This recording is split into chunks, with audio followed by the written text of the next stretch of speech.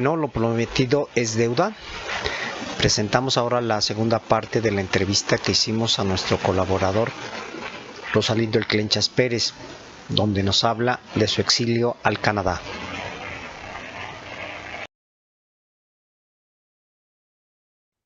Bien, Ramón, pues vamos a continuar con la segunda parte de la entrevista, que esto es un evento ya de tu vida personal que ya es un poco pues, más doloroso, ¿no? De tu exilio en Canadá. Sí, Entonces, sí, no sé si quieras tú dar el contexto o que yo empiece a platicar un poquito de, de lo que yo conozco y luego tú lo refuerces, porque pues tú eres el que tiene más conocimiento de eso.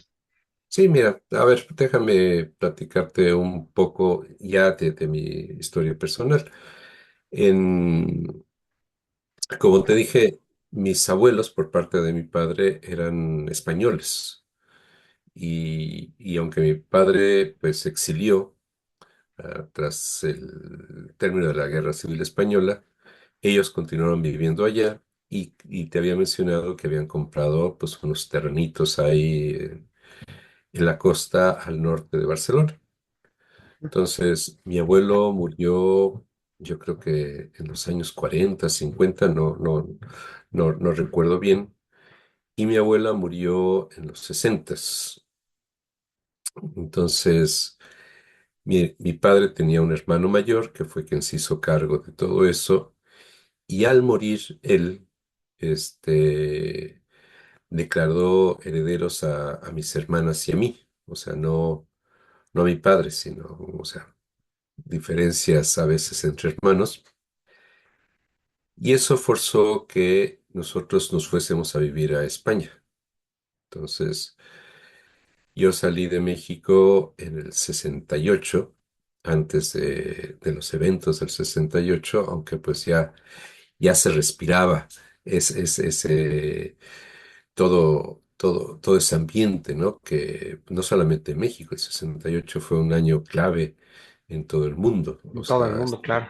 están los sucesos famosos en Francia, ¿no? O sea, y, y en Estados Unidos. Y no solamente ahí, ¿no? O sea, fue un movimiento que se propagó por todos lados, y en México pues tuvo un caldo de cultivo muy fuerte y hubo una respuesta de la población grande, ¿no? Sobre todo los jóvenes, pero no solamente los jóvenes. Pero lo que te digo es que no me tocó vivir eso, o sea, indirectamente. Y nos fuimos a una España que era todavía la España franquista, donde había la represión. Nos fuimos a Barcelona y aunque pues nosotros no hablábamos catalán, mi padre sí, recibimos educación en catalán, pero vivimos de primera mano la represión, la censura y el ánimo, o sea, la ansia de libertad, de que se acabase toda esa represión y hubiese un mundo democrático. Todos nosotros estuvimos ahí, hice el bachillerato en España y en el 74 regresamos a México para que mi hermana mayor y yo entrásemos a la universidad, que fue pues donde tú y yo luego nos coincidimos. Así es, recuerdo ese viaje que quería yo organizar a Silicon Valley, que por razones Sí, políticas el director de la Facultad de Ingeniería no quiso que se hiciera. O bueno, al sí, menos esa fue la versión que me dijo que era el encargado, un señor llamado el ingeniero Mario Moreno, que me dijo, ajá. no, pues el ingeniero dice que esto no se va a hacer. En esa época estaba la elección de consejeros alumnos, entonces creo que eso como que les pegó un poco, y yo Así ya es. lo abandoné, dije, bueno, pues no importa.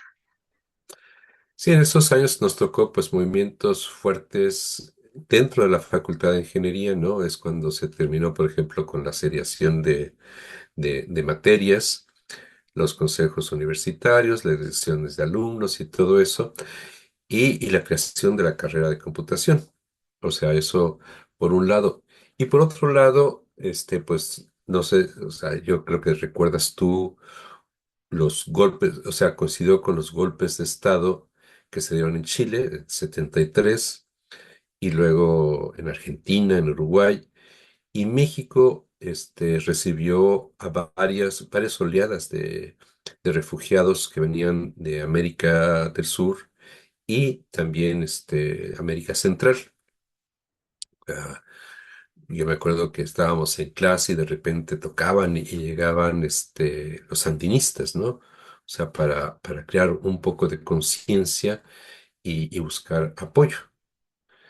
Entonces eso fueron momentos para mí muy liberadores. O sea, venía de una España franquista con la represión y ver la libertad de, de palabra, de acción.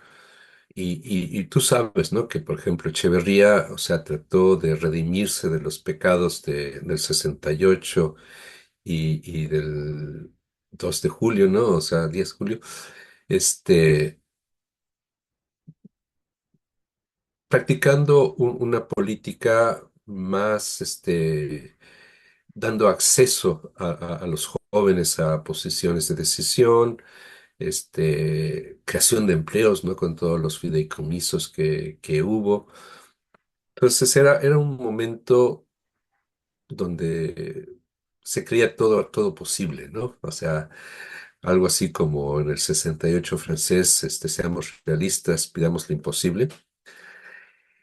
Y, y estábamos inmersos en luchas que se estaban dando en El Salvador, en Nicaragua, que nos tocó vivir jóvenes, ¿no? O sea, la toma de los sandinistas y pensábamos que las cosas iban a continuar así, pero bueno, pues luego vino la época de Reagan, la represión violenta, ¿no? De todos los movimientos, este, en el Caribe, en Centroamérica, los contras, todo eso.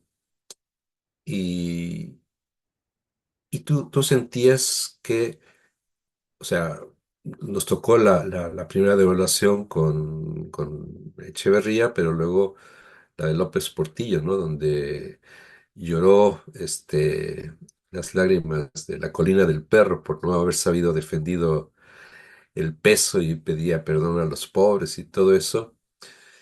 Y sientes que tienes que hacer algo, o sea, en la medida de tus posibilidades. Luego nos tocó pues el temblor del 85, donde vimos que el gobierno se fue, o sea, se vio muy mal, ¿no? O sea, como que eh, no supo responder, o sea, impedía que la gente, o sea, acordonaron las zonas, impedían que la gente fuera a rescatar a los heridos, a los muertos, a tratar de hacer bien. Y y en eso surge en todo ese ambiente de malestar, eh, el partido dominante pues era el PRI, ¿no? O sea, sabemos que en tiempos con la elección de López Portillo se presentó prácticamente sin ninguna oposición, o sea, una burla de elecciones. El, los partidos de izquierda estaban tratando de surgir, de tener una identidad. O sea, la represión había sido terrible, ¿no? O sea, en los tiempos de Campa, ¿cómo se llama? El otro líder ferrocarrilero. Revueltas, bueno, Bueno, Revueltas no era ferrocarrilero, pero digo, también no. Revueltas fue encarcelado, Sí, o sí. sea, Revueltas, Ajá. Eberto Castillo, también Alberto líder del Castillo, 68, que estuvo ujú, también en la cárcel y todo eso. Pablo Gómez. Exacto. Y entonces, en eso estábamos y donde menos se esperaba surge un movimiento que pide democratización desde la izquierda, ¿no? O sea, porque pues estaba el PAN estaba tomando fuerza, pero pues es la corriente democrática con Cuauhtémoc Cárdenas, que, que empieza a pedir que haya una democratización dentro del PRI, que retome pues su vertiente más social, más, o sea, herencia del cardenismo, ¿no? O sea, y estamos hablando no de Cuauhtémoc, sino de Lázaro Cárdenas. Y a esta corriente se suman otros priistas, entre los que estaba Porfirio Muñoz Ledo y la maestra Ifigenia Martínez. Entonces empezó a haber algo de debate, hubo conferencias, charlas que ellos dieron, y yo asistí a una donde pues yo me sentía intimidado, ¿no? Ante la dimensión, o sea, Porfirio Muñoz Leda era una persona que inspiraba respeto, era todo un señor. Y yo me acerqué a Ifigenia Martínez, o sea, diciéndole, ¿sabe qué? Yo estoy con ustedes, o sea, yo quiero que las cosas cambien y me gustaría colaborar con ustedes, o sea, en la medida de mis posibilidades. Entonces me preguntó, bueno, ¿tú qué eres? O sea, ya le dije que era ingeniero en computación y me dijo, pues, o sea, sí podemos hacer uso de gente como tú. Dame tus datos y alguien va a comunicar contigo, ¿no? Y quien se comunicó conmigo fue finalmente Francisco Javier Obando, que a él le habían encargado que diseñara la estrategia de, de conteo de votos y validación, o sea, o sea, en aquel entonces, pues no existía ni el INE, ni el IFE, ni nada, todo era dependiente de gobernación, ¿no? O sea, era el mismo gobierno que era juez y parte. Pero pues sabíamos que como parte y como juez era muy tendencioso. Entonces estuve trabajando con Obando desde la parte de informática para que pudiéramos recabar los votos directamente de las casillas, o sea, en aquel entonces, pues no, olvídate de internet y de redes sociales, no existía nada de eso, ¿no? Entonces, o sea, cómo juntar los votos, e irlos acumulando, ¿no? O sea, haciendo una consolidación. Y, o sea, hicimos un buen trabajo, ya no puedo entrar en los detalles. eh, y pues ya, o sea, unos días antes de las elecciones, o sea, para entonces, pues el Frente Democrático ya había roto totalmente con el PRI, se había creado el Frente Nacional, el Frente Democrático, que le decían el ferrocarrilero, ¿no? O sea, por las siglas que tenía, donde estaba el PPS, el PAN, perdón, y otros que como eran los partidos que tenían el registro, eran los que habían puesto a Cuauhtémoc Cárdenas ahí en la boleta electoral. Si me permites hacer una Sí, pequeña anotación, en ese momento el Partido Comunista Mexicano estaba prohibido, no estaba oficialmente no, aceptado. Entonces, había mucha gente de ahí que quería incorporarse, y de hecho se incorporaron a través de ese frente, sí, pero definitivamente pues estaba proscrito el Partido Comunista Mexicano. Después se le permitió su registro y después desapareció para incorporarse ya a otro nuevo movimiento. exacto.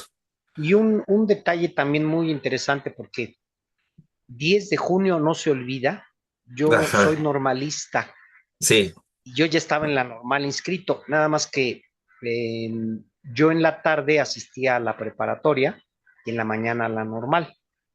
Entonces no me tocó la matanza del 10 de junio, pero pues obviamente sí a través de algunas compañeras que estaban en la tarde, pues me platicaron que fue horrible, que una matanza horrorosa. Pues sí, sí, sí, o sea, son pues crímenes de Estado, ¿no? O sea, y Sí, como dices, no se olviden, a pesar de que luego yo se me barajean las fechas, y por eso me disculpo. 2 de octubre no se olvida, ese sí, no, claro. no.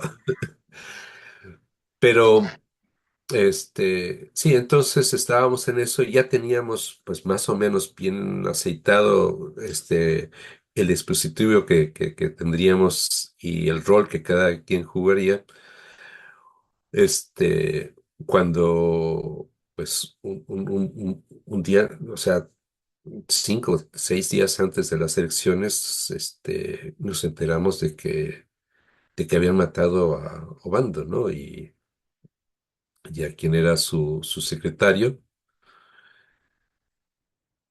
Y, o sea, lo habían matado y habían desaparecido, pues, su directorio telefónico, ¿no? O sea, su agenda, donde pues tenía los contactos de todos nosotros. Entonces, y no fueron los únicos asesinados, o sea, la represión había comenzado antes y continuó después, con asesinatos, pero Obando fue pues el más, notable, no sé, o el más notable, más notorio asesinato que se dio. Entonces, pues yo entré en, pues, como, Les comento que tuvimos un problema con la grabación de la entrevista y tuvimos que repetirla, entonces les presentamos esta última parte de la entrevista que en realidad es intermedia porque al final sí pudimos grabar las conclusiones. Gracias. Ujú. Bien, Ramón, pues cuando supiste del asesinato de Obando y Gil, ¿qué pasó por tu cabeza? Bueno, lo primero que pasó es indignación, ¿no? O sea, lo que pensamos todos los que estábamos colaborando con este Obando es, ¿quién va a ser el próximo? ¿No? Y pinche estado represor, de que estábamos seguros de que tenían miedo de qué fuera a ser el resultado de la votación y que fuésemos a tener elementos suficientes para decir que Cárdenas había triunfado. Pero, o sea, junto con esa indignación también hubo temor, o sea, un temor, por nuestra integridad y sobre todo la de nuestra familia. Entonces yo inmediatamente lo que pensé fue en mis hijos, que estaban pequeños entonces, y me comuniqué con la que era entonces mi esposa y le dije, ¿sabes qué? Si alguien se comunica a la casa, tú les dices, ya no vive aquí, no sé dónde esté, y se acabó. Para entonces yo ya vivía separado de mi esposa, pero tenía un contacto constante con ellos. Y la reacción de ella fue decir, bueno, mejor aquí corrió que aquí murió. Correcto. Y sin que yo, o sea, muy sorpresivamente, dijo, ¿sabes qué? Ya me voy, me llevo a los niños a un lugar donde yo creo que van a estar seguros, y ese lugar fue Canadá. Entonces, para mí fue pues un golpe tremendo, ¿no? O sea, Claro. no fue un tanto inesperado, pero pues continué en México todavía un tiempo, asistí o sea, le dimos seguimiento a las votaciones, con los resultados que recabamos, estábamos seguros del triunfo del ingeniero Cárdenas. Y cuando él convocó a una conferencia de prensa ahí en su casa en Las Lomas, yo fui y yo esperaba un discurso diferente al que finalmente dio. O sea, dijo, triunfamos, pero yo llamo a la moderación y en lugar de, o sea, yo esperaba algo más radical. O Ujú. sea, aquí se acabó todo este régimen podrido y putrefacto. Y pues no fue o sea, invitó a que se continuase la lucha, o sea, la lucha de forma pacífica, teniendo una organización más, con cimientos más fuertes. Y yo estuve presente en las primeras reuniones en los que se estaba gestando el nacimiento del PRT. Pero lo que vi ahí no me gustó, ¿no? O sea, y no solamente se ha dado en México, se ha dado en muchísimos regímenes políticos, donde cuando hay vientos de cambio, muchos de los que, pues, o sea, comúnmente se llaman las ratas, ¿no? Son los primeros que saltan del navío y van a donde piensan que hacia donde sopla el viento. Ah, Entonces, yo en las reuniones, o sea, yo vi cómo iba evolucionando eso, ¿no? O sea, todos los que habíamos apoyado al ingeniero Cárdenas desde un inicio, éramos pues los convencidos, los idealistas. Y de repente en las asambleas y las reuniones empezaron a aparecer otro tipo de políticos que tenían más, más tablas de lo que es un político y se hacían remarcar, o sea, callaban con todo el discurso político, ¿no? De que, pues gente que sabe, ¿no? Sabe hablar, sabe imponerse y, pero nosotros, o sea, muchos veíamos que eran convenencieros, ¿no? Así como cuando en España murió Franco, de repente ya no había franquistas, ¿no? Pero los mismos que habían sido franquistas ahora eran demócratas convencidos. Igual aquí se daba ese fenómeno, ¿no? De una personas. farsa. Sí. Y sin embargo, o sea, visto con el tiempo, pues yo creo que el ingeniero Cárdenas tomó la decisión correcta, ¿no? El país estaba a punto de reventar.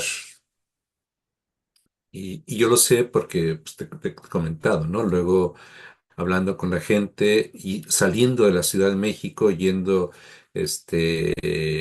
pues a provincia, al campo y hablando con la gente, decía, no, es que sí, si el ingeniero Cárdenas nos hubiese llamado, nosotros hubiéramos respondido y era una respuesta armada. Qué barbaridad. E- Este, entonces, pues se retrasó el cambio, ¿no? Se retrasó el cambio, pues prácticamente toda una generación. Sí. Pero fue el inicio de donde estamos ahora. Entonces, eso es positivo. Casi Eh, 40 años, ¿no? exacto. Entonces, yo en aquel entonces, bueno, pues con ya el triunfo avalado por el PRI gobierno de que Salinas de Gortari iba a ser el próximo presidente, dije, no, pues aquí no hay futuro, ¿no? Y por otro lado, pues mis hijos estaban en Canadá. Y me acuerdo en una reunión, o sea, saliendo de una reunión, me puse a platicar ahí con Pablo Gómez y le comuniqué, ¿no? O sea, pues que yo era pesimista en cuanto al futuro, ¿no? O sea, que el PRI no iba a tolerar que se diese el cambio y que me iba, ¿no? y él lo comentó con alguien más, no sé quién estaba ahí presente, diciendo que es una lástima, ¿no? Que la juventud, o sea, lo que nosotros tendríamos más fortaleza para luchar, para defender nuestros ideales, estuviera tomando ese tipo de decisiones. Entonces, pues ahí, aún 40 años después, como tú dices, Daniel, bueno, todavía no son los, pero sí, sí tienes tus dudas, ¿no? O sea, hice lo correcto, no lo hice, pero pues en muchos casos antepones a la familia, ¿no? No todo mundo tiene un alma de sacrificio total, ¿no? Hacia la causa. Sí, los hay, son muy valiosos, pero pues no todos tenemos esa madera. Pues bueno, yo creo, si me permites hacer una intervención, que yo te vi en esa época en un parque público. Recuerdo que sí tenías bastante temor por tu vida realmente, porque después del asesinato de Obando y Gil, pues siguieron otros. Exacto, no fueron los únicos, ¿no? O Ujú, sea, sabemos que el PRI estaba pues defendiéndose como gato panza arriba. Y así es. entonces fueron pues asesinatos pues con mensaje. Sí, de hecho, em, pues el autoexilio que tú te impusiste, pues creo que también tiene un valor porque es importante sobrevivir. Ha habido pues muchos casos también de otros exiliados que desde el extranjero siguen luchando por un país mejor, ¿no? No solo en el caso de México, sino en muchos otros casos, ¿no? El caso de todos los de Sudamérica que se exiliaron en México y paradójicamente México ofrecía un refugio a esas personas que eran perseguidas por Así las es. dictaduras sudamericanas, ¿no? Pero sí, efectivamente, pues México tenía lo suyo, pero también tenía un aparato represor muy fuerte. Yo supe el caso de otro amigo que también es colaborador del medio, que también sufrió una represión bastante fuerte, eh, que después hablaremos de ella en otro momento.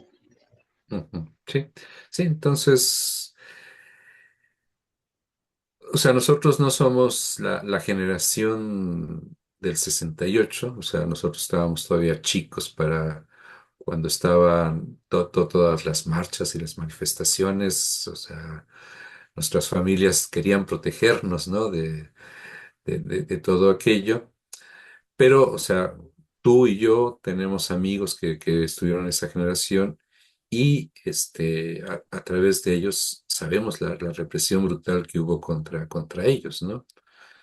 Entonces, también, sí, venimos de un régimen que era un régimen de miedo, Sí, sí, sí, sí. mucha Pero como represión. tú dices, o sea, aun cuando estés exiliado, pues no dejas de,